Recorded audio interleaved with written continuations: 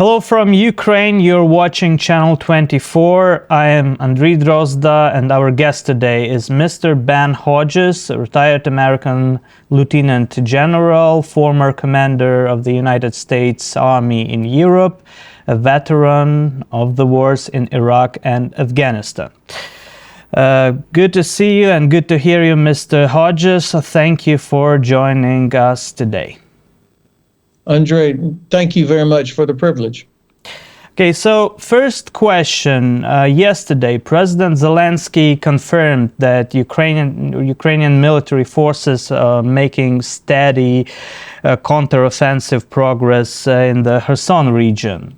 Step by step, Ukrainian army keep reclaiming our territory and pushing back Russians, and our artillery continues to destroy Russian ammunition, depots, bridges over Dnipro River and Ingolets River.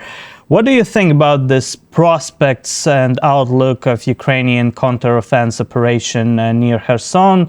How does it look for you right now? Well, first of all, I'm very impressed with the Ukrainian General Staff. They have done such a good job of protecting information. We don't know too many details, and we should not know too many details, because if we know, then the Russians will know. So this is very professional and effective. I think the Ukrainian General Staff has done a very good job over the past several weeks with preparing the conditions for a counterattack, destroying the Russian logistics, as you described, and bridges and so on. So the conditions, I think, are pretty well set.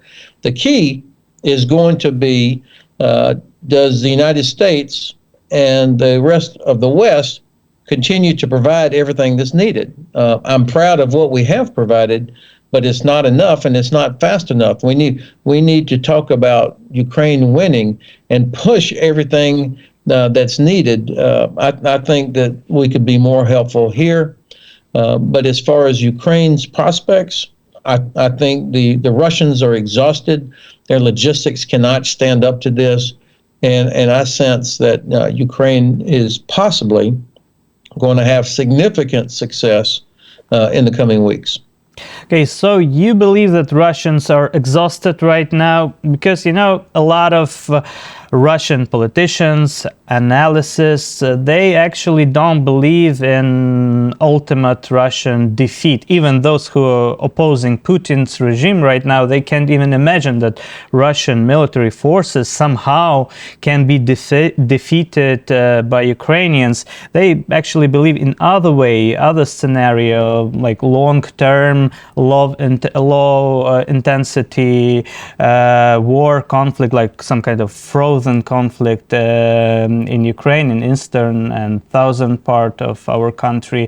Probably it will be ended by some failures, but not an ultimate defeat. Why do you believe that Russians are exhausted and they can't stand such a pressure from Ukrainian side for a long time, for years actually? Yeah, well, I have some experience with large-scale operations and logistics, and everything that I see about the Russian military right now tells me that their logistical system is exhausted. They have lost hundreds of leaders. The manpower problems that they have. The Russian Black Sea Fleet is hiding behind Crimea. They are terrified of Ukraine, and Ukraine does not even actually have a navy right now. Russian Air Force does not want to fly over Ukraine. They launch missiles from Russian airspace or from the airspace of Belarus. And so I think that the people in the Kremlin, not just Putin, but the people around him, of course, they're going to say what you've just described. I'm not so sure that they believe it themselves, but even if they do, that should not affect what we do. I think that Ukrainian soldiers, I see so much in open source, so much evidence of their improving capabilities and effectiveness. And we know from history that war is a test of will and it's a test of logistics. It's clear to me that Ukraine's logistical situation is not great, but it gets a little bit better each week. with all the help from the West, and also as Ukrainians themselves develop capability, and the Russian logistics system gets weaker every week. Every time one of these ammunition points blows up, the Russians have to move their ammunition further back, which increases the burden on the trucks that have to carry not only ammunition but everything else. And they're not designed or organized to do that. So that's why I think that from a logistical standpoint, the balance has shifted to the advantage of Ukraine. The second thing, the test of will, the whole world can see that Ukrainian soldiers and Ukrainian people have far superior will to Russian soldiers and Russian people. I mean, that was obvious when I watched the video of these Russians that were at the beach in Crimea when the Saki airfield was hit.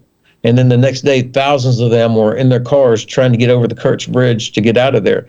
That told the whole world that they do not have will. They do not want to fight. They are terrified. And none of them went to join the Russian army after that. They all got out of there as fast as they could. The real test of will is going to be between the Kremlin and Washington and Berlin and London and Paris and Ottawa. The Kremlin is counting that we will get tired, that we will get our cohesion will suffer, that German government will cave in because of concerns about gas. The Italians, the French also have not fully embraced this. They know that the U.S., we have our own midterm elections coming up in November, and the Russians are pouring money into all of the different organizations that are trying to split us apart, both inside our countries as well as between each other. That's why you see riots in Prague and Cologne. This is 100% fueled by Russian money. That's the real test of will. Can the West stick with Ukraine, or will we lose that test? So you mentioned thousands of Russians, tourist vacationers who are running away scared from Crimea after those attacks on military aircraft bases and other depots that are based in Crimea after those explosions near Sevastopol, Jankoy, and other cities. So Russians are fleeing, they are running away by that bridge through the Kerch, this peninsula. But previously, in previous years, Putin's propaganda tried to convince all the Russians that Crimea is some kind of sacred place, very important place for Russia, for Russian culture, civilization, history, and so on. They, of course, were using those propaganda tools to convince the millions of people in that idea, to believe in that idea. It looks like it doesn't work. It falls apart after Ukrainian started to get some success on the battlefield. You are exactly right, Andre. This is how you deal with a bully. You have to punch them right in the nose.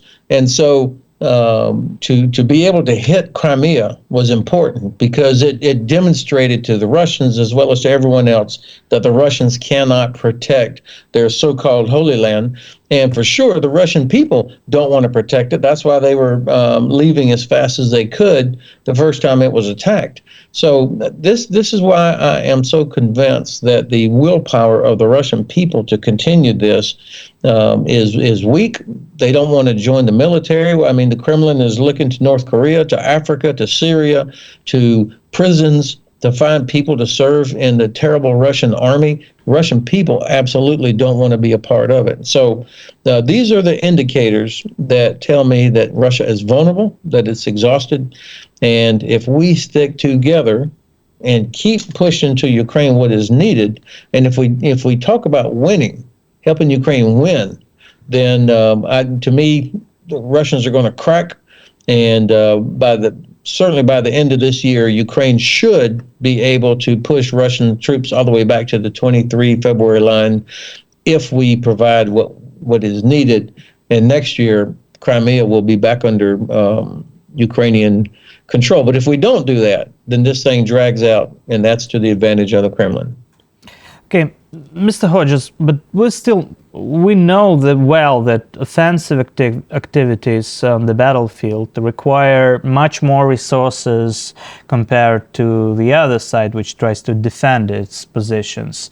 Do you believe that Ukrainian army has enough resources to throw Russians off Kherson city to the left bank of Dnipro River?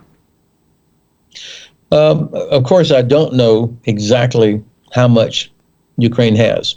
I mean, I know that there are close to 700,000 troops or more.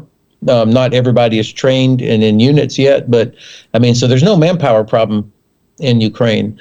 It's a problem of having adequate long-range fires and air and missile defense.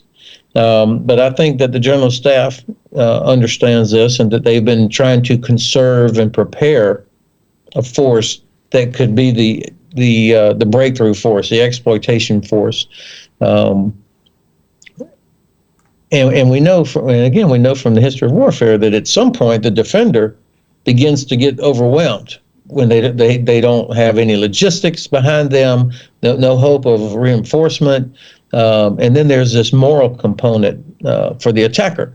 And so my sense is that there's very, very hard fighting in the next few weeks, and potentially Russian forces will crack. I don't see them getting any better anytime soon. That's assuming that we provide what's needed. Okay. And we can see this official data of Russian army casualties published by Ukrainian General Staff. If this data is correct, if it's to be believed, in the last 8 days, Russians have lost 3,000 soldiers and officers. I mean, they are killed in action, and they lose on average up to 400 men daily.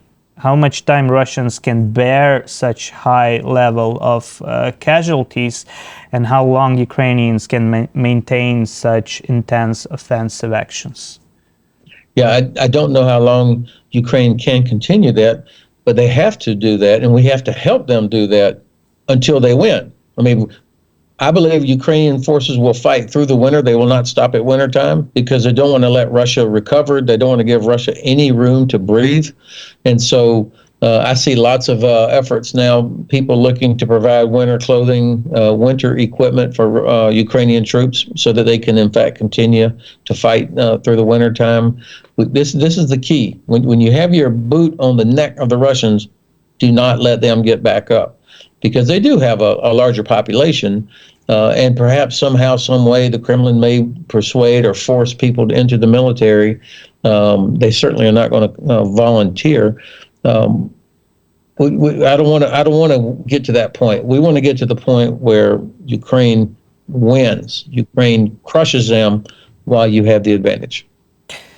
What do you think? How much time do we have to get this ultimate victory on the south and Kherson region? Some military experts and analysts say that Ukraine has up to 8 weeks for effective offense near Kherson. In November, you know, combat actions will probably calm down, and then both sides will be waiting till March to restart offensive actions. How possible is this kind of scenario?